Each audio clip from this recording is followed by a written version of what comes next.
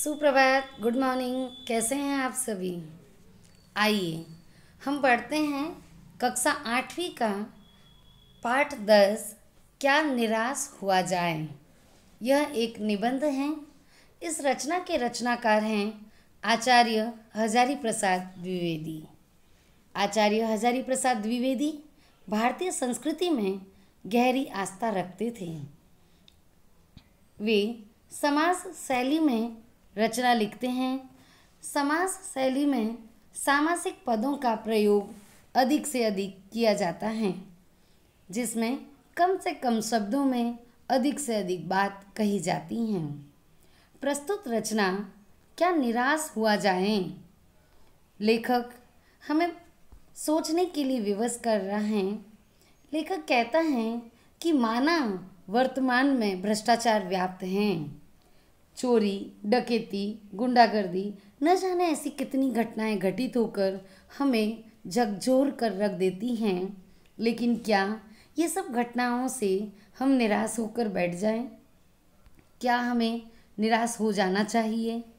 लेखक कहता है ये सब ऊपरी हैं, वर्तमान की देन है। हमारे भारतीय संस्कृति में इसकी जड़ें गहरी नहीं हैं। हमारी संस्कृति सदैव दूसरों की सहायता करने के लिए तत्पर करती हैं, परोपकार को महत्व देती हैं, मानवता को महत्व देती हैं। लेखक कहते हैं हमें निराश होने की आवश्यकता नहीं है। हम उन घटनाओं को ही क्यों याद रखें जब हमने धोखा खाया हो या भ्रष्टाचार के शिकार हुए हो। लेखक कहता है न जाने ऐसी भी कितनी घटनाएं हमारे जीवन में घटित होती हैं, जब लोग अकारण ही हमारी सहायता कर हमारा हौसला बढ़ाते हैं, हमारी मदद करते हैं, हमारी सहायता करते हैं, हमें जीवन में आगे बढ़ने में हेल्प करते हैं, मदद करते हैं। क्या हम उन घटनाओं को भूल सकते हैं? कदापि नहीं। हाँ, वर्तमान में कुछ घटनाएं ऐसी अधिक हो गई हैं जिससे हमारा मन दुखी, निराश हो रहा है। लेकिन लेखक कहता है मैं आशावादी हूँ कि यह अधिक समय तक नहीं रहेगा। ये सभी घटनाएं ऊपरी ऊपरी हैं और बहुत जल्द यदि हम अपने मन को संयमित कर लें तो इन घटनाओं से हम पार पा सकते हैं। आइए पाठ परिचय देखते हैं। आज हमारा देश स्वतंत्र है, किंतु चारों ओर निराशा का वातावरण बना हुआ है। परिस्थिति उलझती जा रही है। ऐसे में हमारा क्या कर्तव्य बना है? इस पाठ में लेखक कह रहे हैं कि मानता हूँ आज हमारा देश स्वतंत्र हो चुका है, लेकिन अभी भी चारों ओर कैसी स्थिति है? निराशा की है। ये निराशा क्यों है? क्योंकि परिस्थितियाँ उलझी हुई हैं। ऐसे में हमारा कर्तव्य क्या है? बस इसी कर्तव्य को याद दिलाने के लिए यह निबंध लिखा गया है। इसी विषय पर प्रस्तुत निबंध पर में इस बात पर प्रकाश डाला गया है कि हमें क्या करना चाहिए। आइए पढ़कर कुछ सीखते हैं। मेरा मन कभी कभी बैठ जाता है। समाचार पत्रों में ठगी, डकैती, चोरी, तस्करी, भ्रष्टाचार और अन्याय, अत्याचार आदि के समाचार भरे रहते हैं। आपने भी सुना होगा घर पर कि अरे भाई क्या समाचार पत्र पढ़ें, खोलते ही फ्रंट पेज सबसे आगे पेज पर इन्हीं घटनाओं से समाचार हमें दर्शन हो रहे हैं। यही घटनाएं भरी पड़ी हैं बस समाचार पत्रों में। तो लेखक कह रहे हैं आरोप और प्रत्यारोप का कुछ ऐसा वातावरण बन गया है कि देश में कोई आदमी ईमानदार रह ही नहीं गया है। आज हर व्यक्ति संदेह की दृष्टि से देखा जा रहा है। और बहुत महत्वपूर्ण बात कह रहे हैं लेखक, जो जितने ऊंचे पद पर हैं उसमें उतने ही अधिक दोष दिखाए जाते हैं। बिल्कुल सत्य, क्योंकि लेखक कह रहा है मुझे किसी बड़े आदमी ने कहा है, क्या कहा था कि इस समय वही व्यक्ति सुखी है जो कुछ नहीं करता है, और जो कुछ करेगा लोग उसमें दोष खोजने लगेंगे। कभी कभी हमें भी लेखक की ये बात सत्य लगती है कि सच है, इस समय वह व्यक्ति सुखी है जो कुछ नहीं करता, उसे कोई कुछ कहता भी नहीं है, और जो कुछ करेगा तो लोग उसे कहेंगे, उसकी कमियां निकालेंगे, उसमें अवगुण ढूंढेंगे। और कभी कभी तो ऐसा भी होता है कि उसके सारे गुण भुला दिए जाएंगे और दोषों को ही बड़ा चढ़ाकर दिखाया जाने लगेगा। लेकिन लेखक कहते हैं दोष किसमें नहीं होते हैं। यही कारण है कि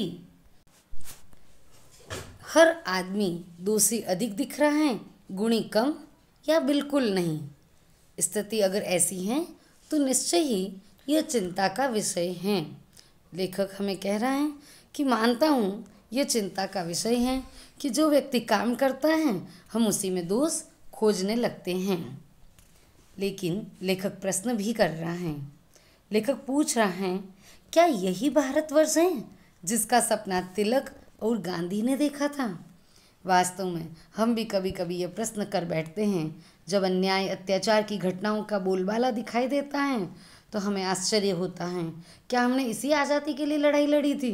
क्या हमारे पूर्वजों ने इसी के लिए सपना देखा था?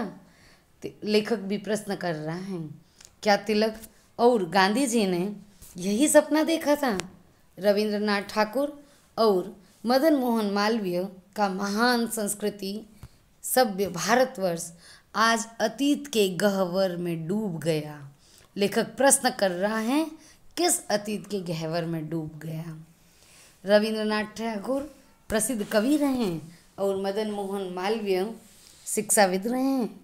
लेखक प्रश्न कर रहे हैं कि ऐसी ऐसी महान विभूतियों ने क्या इस भारत का सपना देखा था जहाँ अन्याय और अत्याचार हैं, जहाँ भ्रष्टाचार है?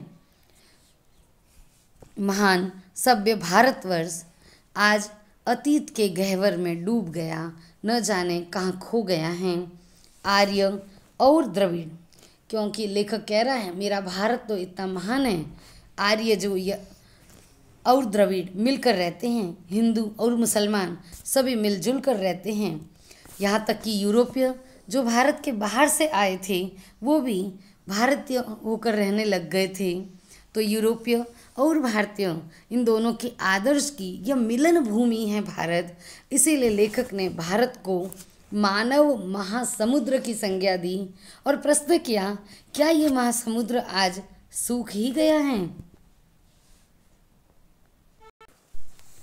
जिस प्रकार समुद्र में महासमुद्र में अनेक नदियाँ मिलती हैं और उसी की होकर रह जाती हैं, इसी प्रकार यह भारत भूमि भी महान समुद्र के समान है जहाँ मानवों का मिलन हुआ, जहाँ हिंदू मुसलमान आर्य द्रविड़ भारतीय यूरोपीय सभी मिलजुल कर रहते हैं। लेखक कहता है कि भले ही ये घटनाएं आज हो रही हो, अधिक इनका बोलबाला हो, लेकिन मेरा मन कहता है कि ऐसा नहीं हो सकता। हमारे महान मनीषियों के सपनों का हमारा भारत है और सदैव रहेगा। इन पंक्तियों में लेखक हमें आशान्वित नजर आ रहा है। लेखक को ये विश्वास है कि हमारा भारत महान मनीषियों के सपनों का है। मनीषियों अर्थात बुद्धिजीवियों, इनके द्वारा देखा गया वह सपना जो भारत की महानता को प्रदर्शित करता है। और लेखक इस बात को लेकर आशान्वित हैं कि आगे भी भारत महान ही बना रहेगा। हाँ, यह सही है कि इन दिनों कुछ ऐसा माहौल बन गया है कि जो लोग ईमानदारी से मेहनत से कार्य करके अपनी जीविका चलाते हैं, जीवन का निर्वाह करते हैं, वैसे लोग निरीह और भोले भाले श्रमजीवी आज पिस रहे हैं, व्यवस्था के चक्रव्यूह में पिस रहे हैं। झूठ और फरेब का रोजगार करने वाले फल फूल रहे हैं। हमें दिखाई देता है कभी कभी कि जो लोग झूठ का सहारा लेते हैं वो आगे बढ़ते हुए नज़र आते हैं। आजकल ईमानदारी को पर्याय समझ रहे हैं, किसका? मूर्खता का। जो लोग ईमानदार होते हैं लोग उन्हें मूर्ख समझते हैं, और सच्चाई यानी जो लोग सच बोलते हैं उन्हें या तो डरपोक और कायर समझा जाता है या विवश लोगों की श्रेणी में रखा जाता है। ऐसी स्थिति में आज हमारे जीवन के महान मूल्यों में लोगों की आस्था हिलने लगी है। चारों ओर जब हम भ्रष्टाचार का बोलबाला देखते हैं तो मन कहीं उदास हो जाता है, डगमगा जाता है कि वास्तव में जीवन में सच्चाई और ईमानदारी का भी कोई मूल्य है या नहीं। हम स्वयं अपने आप से प्रश्न करते हैं, परेशान होने लगते हैं, परंतु